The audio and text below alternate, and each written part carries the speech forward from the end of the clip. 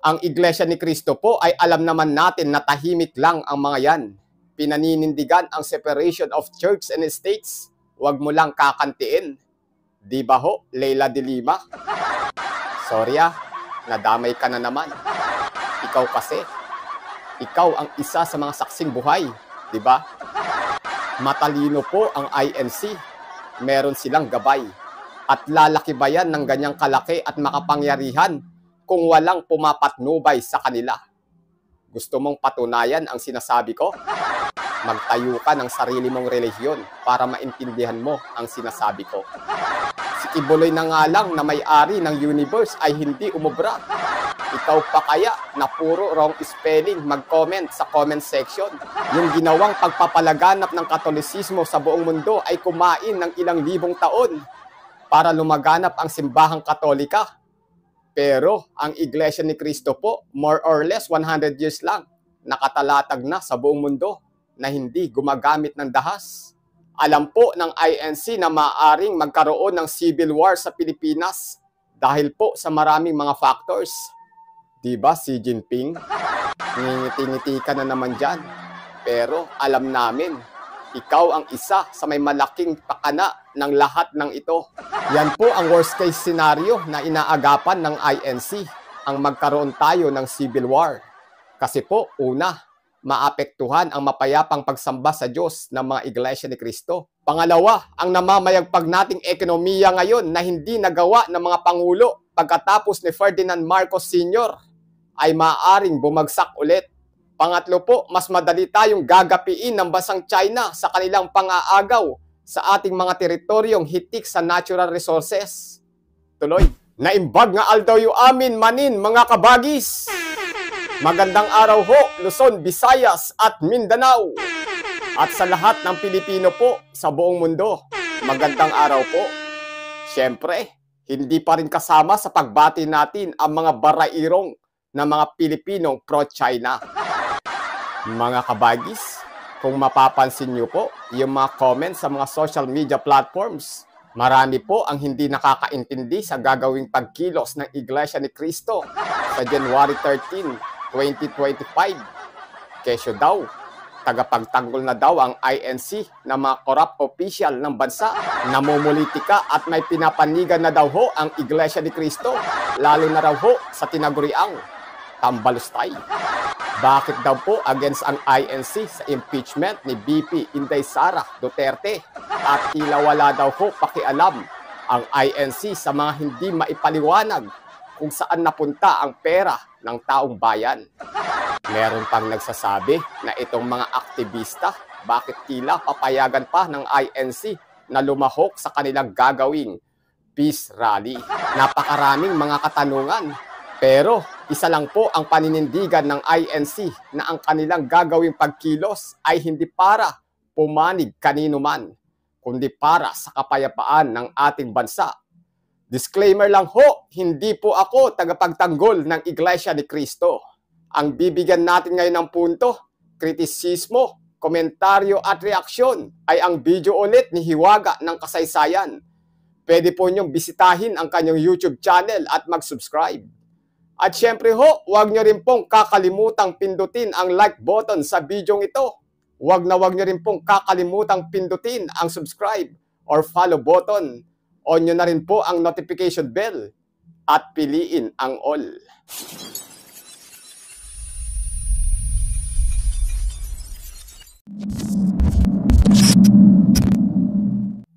Hanggang ngayon ay palaisipan pa rin sa iba kung ano nga ba ang pinakadahilan ng Iglesia ni Cristo kung bakit nagpahayag sila ng pagsang-ayon kay Pangulong Bongbong Marcos laban sa impeachment complaint kay Vice Presidente Sara Duterte. May iba pa rin sa ating mga kababayan ang hanggang ngayon ay hindi makaunawa sa kung ano nga ba ang punto ng paninindigan ng INC at bakit gano'n na lamang sila tumindig para sa kaayusan ng mga namumuno sa ating mga Pilipino at sa kapayapaan ng bansang ito. May iilan pa rin po kasi na hanggang ngayon ay pinaiiral ang malisyoso nilang isipan na ipinapalagay nilang namumulitika ang INC, kaya di umano'y nangingialam ito sa hidwaan ng Pangulo at ng ikalawang Pangulo. Hanggang ngayon ay may mga Pilipino pa ring hindi matanggap ang katotohanan na para sa kapayapaan lamang talaga ang nais ng INC at hindi sa kung anumang dahilan.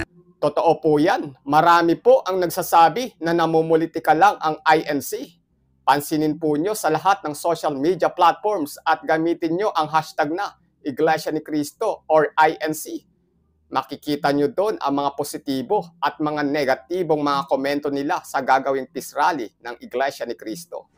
Kaya sa video na ito ay ipauunawa ko po sa inyo ang mas malawak na perspektibo na tinatanaw din marahil ng Iglesia ni Cristo, kaya hanggat maaari ay ipinaglalaban nila ang para sa kapayapaan. Ipauunawa ko sa inyo ang isang matinding sitwasyon o pangyayari na siyang maaaring iniiwasan ng INC hanggat maaari na mangyari sa ating bansa sakaling hindi sila namamagitan para sa kapayapaan. Pero bago yan, pakipindot nyo po muna ang like button bilang pagsuporta sa katulad kong content creator. Ang Iglesia ni Cristo po ay para sa kapayapaan. Ayaw namin, ayaw po natin sa anumang uri ng kaguluhan na manggagaling sa kanino mang panig. May ilang buwan na rin ang nakalipas mula nang magsimula ang iringan sa pagitan ni Pangulong Marcos at ikalawang Pangulong Duterte. Nagbunga ito ng pagkalas ni Duterte sa tambalang binuo nila ni Marcos na kilala sa tawag na Uniteam. Mula noon ay samut-saring issue na ang bumangon sa pagitan ng dalawa. May nagsasabi na sinisiraan daw ni Duterte si Marcos upang ito ay mapatalsik sa pwesto bilang Pangulo at para si Duterte na ang pumalit. May mga naniniwala naman na ginigipit daw ni Marcos si Duterte upang ito ay magbitiw na sa pwesto bilang vice-presidente. Bumigat lalo ang tensyon nang dumating naman ang pagkakataon na nagpapalitan na kapwa ang dalawang politiko ng maanghang na mga mensahe na mismong nasasaksihan din ng publiko. Matatanda ang pinagmumura ni Duterte si Marcos at ang asawa nito sa isang video na kumalat online at napabalita pa nga sa mga telebisyon at radyo. May pagkakataon din na sinabi ni VP Duterte na siya ay nag-hire na ng hitman upang ipatumba ang Pangulo, ang pinsan nito, maging ang unang ginang sakaling magtagumpay daw ang mga ito na siya ay ipapatay. Dahil sa mga isyong ito mga kaibigan, nagdulot din ito ng malaking pagkakahati sa mga Pilipino. Alam po nyo mga kabagis, 4 na senaryo lang ang nakikita ko dyan. Una, nagsisinungaling si BP Inday Sara at meron siyang interes na isinasalba na ilihis ang kanyang kontrobersiya sa confidential fund at huwag manganib ang kanilang political career. Pangalawa ho, totoo ang sinasabi ni Inday Sara na may banta ang kanyang buhay. Katunayan, may peklat pa sa kanyang leeg at may gustong maggurgur sa kanya. Pangatlo, parehas silang nag-aagawan ng kapangyarihan. At pang-apat, China infiltration, motivated by West Philippine Sea dispute. Sa tingin po nyo, ano po ang pinakamalapit na dahilan? Una, pangalawa, pangatlo, o pang-apat? Comment lang po nyo ang inyong mga kasagutan sa comment section sa ibaba. Gaya ng nangyayari na noon sa kasaysayan sa pagitan ng alitan ng mga Marcos at ng mga Aquino, ay nagkawatak-watak na rin ang sambayan ng Pilipino dahil sa naging hati ang paniniwala ng mga ito at maging ang mga pinapanigan ng mga ito. Kapwa nagpahayag na rin ng paninindigan ang mga Pilipinong kumakampi sa panig ni Marcos maging sa panig ni Duterte. Ipinagtatanggol ng maraming Pilipino na kesyo ang mga Duterte daw ang nanggugulo at yumuyurak pa nga sa pagkatao ni Marcos. Sinasabi naman ng mga kumakampi kay Duterte na ang mga Marcos daw ang gumigipit sa vice-presidente at pinagpaplanuhan ito na mapatalsik sa pwesto para maangkin-anya ng Marcos ang kapangyarihan. Kaya marami ring Pilipino na pumanig kay Duterte ay naglabas na ng paninindigan na handa na silang makipaglaban kung sakaling mapapatalsik sa pwesto ang ikalawang Pangulo. May mga nagsasabi pa nga na makikipagpatayan pa sila para lang ipagtanggol si VP Sara sa ikapananatili din ito sa pwesto. Madalas ko pong sabihin ito, marami hong sumusuporta kay PBBM. Andyan pa yung mga Marcos loyalists na handang ipagtanggol ang mga Marcoses, anuman ang mangyari. Durayan niya mapaspasamak, data tikunada. Sa panig naman po ng mga Dutertes, marami din hong handang makipagpatayan para sa kapakanan ng mga Duterte. Pero, isa lang po ang masasabi ko dyan. Hindi po makikipagpatayan ang mga yan nang wala silang nakukuhang pakinabang sa magkabilang panig. Nakuha po nyo ang ibig kong sabihin, mga kabagis. Talagang ipagtatanggol ng mga supporters ang kanilang mga kapakanan. At ang mga panatiko na nagmamasid ay matitrigger na lang na walang nakukuhang pakinabang. Tuloy. Kaya sa aking obserbasyon mga kaibigan, nang dumating na nga ang punto na may mga sektor at individual nang bumangon para maghain ng impeachment complaint laban kay Vice President Sara Duterte, doon na umaksyon ang Iglesia ni Cristo. Sa opinyon ko, nakita nilang oportunidad ang pahayag ni Pangulong Marcos na wag nang ituloy pa ang pagpapatalsik sa vice-presidente sa pwesto sapagkat aksaya nga lang ito sa panahon at hindi makakatulong sa sambayan ng Pilipino. At kung susuriing maigi, walang nalabag ang INC sa aral ng Biblia dahil wala naman silang nilabanan na kinatawan ng gobyerno, bagkus sumasang-ayon pa nga sila.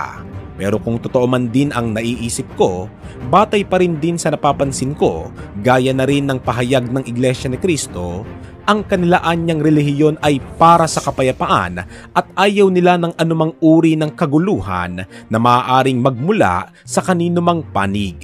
Alam niyo ba kung bakit, mga kaibigan? Dahil alam at nauunawaan na ng pamunuan ng INC kung gaano nakabigat ang tensyon ng mga Pilipinong kumakampi sa magkabilang panig. Napapansin na ng INC na kapwa naghahanda na ang mga kababayan natin na ipagtanggol kapwa si Marcos maging si Duterte. Dahil pag nagkataong lumala pa ang tensyon at hindi na ito mapigilan, maaari nang humantong ang ating bansa sa isang kaganapang kung tawagin ay civil war. Ang Iglesia ni Cristo po ay alam naman natin na tahimik lang ang mga yan. Pinaninindigan ang separation of church and states. Huwag mo lang kakantiin. Di ba ho, Leila de Lima? Sorry nadamay ka na naman. Ikaw kasi, ikaw ang isa sa mga saksing buhay, di ba? Matalino po ang INC. Meron silang gabay. At lalaki ba yan ng ganyang kalaki at makapangyarihan kung walang pumapatnubay sa kanila? Gusto mong patunayan ang sinasabi ko? Magtayo ka ng sarili mong relihiyon para maintindihan mo ang sinasabi ko. Si Kibuloy na nga lang na may-ari ng universe ay hindi umubra. Ikaw pa kaya na puro wrong spelling mag-comment sa comment section? Yung ginawang pagpapalaganap ng Katolisismo sa buong mundo ay kumain ng ilang libong taon para lumaganap ang simbahang Katolika. Pero ang Iglesia ni Cristo po, more or less 100 years lang, nakatalatag na sa buong mundo na hindi gumagamit ng dahas. Alam po ng INC na maaaring magkaroon ng civil war sa Pilipinas dahil po sa maraming mga factors. Diba, Xi Jinping? Ngingiti-ngiti ka na naman dyan. Pero alam namin, ikaw ang isa sa may malaking pakana ng lahat ng ito. Yan po ang worst case scenario na inaagapan ng INC, ang magkaroon tayo ng civil war. Kasi po, una, maapektuhan ang mapayapang pagsamba sa Diyos ng mga Iglesia ni Cristo. Pangalawa, ang namamayagpag nating ekonomiya ngayon na hindi nagawa ng mga Pangulo pagkatapos ni Ferdinand Marcos Sr. ay maaaring bumagsak ulit. Pangatlo po, mas madali tayong gagapiin ng bansang China sa kanilang pang-aagaw sa ating mga teritoryong hitik sa natural resources. Tuloy. Ano nga ba ang civil war? Ito po ay kaguluhan, labanan o digmaan ng mga mamamayan na nasa iisang bansa lamang. Sa aking palagay, maaaring ito ang isa sa mga tinutukoy ng Iglesia ni Cristo na anumang uri ng kaguluhan na maaaring magmula sa kanino mang panig. Sapagkat ang civil war, mga kaibigan, ay kaguluhan po ng mga mamamayan ng isang bansa na hindi nagkakasundo o nagkakaunawaan tungkol sa alinmang bagay, lalo na ang may kaugnayan sa politika. Sa aking pagsasaliksik, ang ilan po sa mga sanhi ng kaganapang ito ay ang mga sumusunod. Layunin ng bawat panig na sila na ang manaig at magkaroon ng kontrol sa bansa o isang rehiyon, upang magkaroon ng kalayaan sa isang rehiyon, o di kaya ay sa layuning baguhin ang mga pulisiya o tuntunin ng isang bansa. At batay po sa mga eksperto, ang civil war po ay isang bangungot na maaring danasin ng isang bansa dahil ito ay mayroong napakatinding epekto hindi lamang sa ekonomiya ng ating bansa kundi lalo na sa mga mamamayan nito. Maaring magbunga ang pangyayaring ito ng pagwawakas sa napakaraming buhay ng tao dahil sa hindi makontrol na mga pag-atake at paglalabanan ng mga sibilyan na mismong mamamayan ng isang bansa. Yun, imbes na comment ka ng comment ng masama sa mga INC sa gagawin nilang peace rally sa January 13, 2025, ay dapat po magpasalamat pa tayo sa kanila. Meron silang nakikita na hindi po natin nakikita. Sino ang mas paniniwalaan namin? Ikaw na wrong spelling mag-comment sa mga social media platforms o ang INC na wala nang dapat patunayan sa mundo? Kaya mga kaibigan, imbes na pairalin po ang malisyosong isipan sa ginawang hakbang ng INC, maging sa mga taong hindi man nila kapanalig pero nakikiisang sumisigaw para sa kapayapaan at kaayusan, ay isipin na lang din natin na mainam ng mapanatili ang mapayapa nating pamumuhay sa ganitong estado kesa sa lalo pa itong gumulo na isang sitwasyon na tiyak ay pagsisisihan ng lahat sa atin. Sino ba namang hindi matatakot kung mangyari sa Pilipinas ang civil war, hindi ba? Ganun din po ang nararamdaman marahil ng mga kababayan natin sa Iglesia ni Cristo dahil sa oras na pumutok ang ganitong labanan ay magbibigay lang ito ng pasakit sa kanila sapagkat magiging apektado ang ginagawa nilang paglilingkod sa Diyos. Sa bahagi naman ng karamihang Pilipino, lahat naman po tayo ay may pamilya. Bakit ba inuuna pa nating isipin na namumuliti ka pa ang INC? Masyado ng tagumpay ang relihiyong iyan at kahit umanib ka dyan o hindi, mananatiling umuunlad yan. Kaya ang isipin natin ay yung mga magulang, kapatid o mga anak at iba pa nating kamag-anakan na maaaring mapinsala o maapektuhan sakaling lumala ang tensyon dito sa ating bansa. Hindi naman masamang isantabi muna natin ang kanya-kanya nating paniniwala at relihiyon kung ang pag-uusapan na ay ang kapakanan ng bansa kung saan tayo namumuhay at naglilingkod sa Diyos.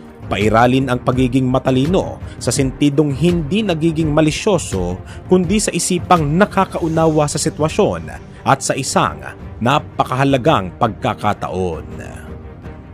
Yun, sana po nahimasmasan ka na ho at nakuha mo na po ang maaaring maging dulot ng Marcos versus Duterte. Ang pagkilos po ng Iglesia ay para lamang sa kapayapaan ng bansang Pilipinas. Bilang Pilipino, ano po ang masasabi mo sa mga nangyayari ngayon sa ating bansa? Malaya ka pong ilabas ang iyong matalinong komento sa ibaba. Dapat ho may pakialam ka. Dapat po may bilang ka. Muli, kabagis, make sure na napindot mo na ang like, subscribe, or follow button. Kita-kits po sa susunod na videos. Adios.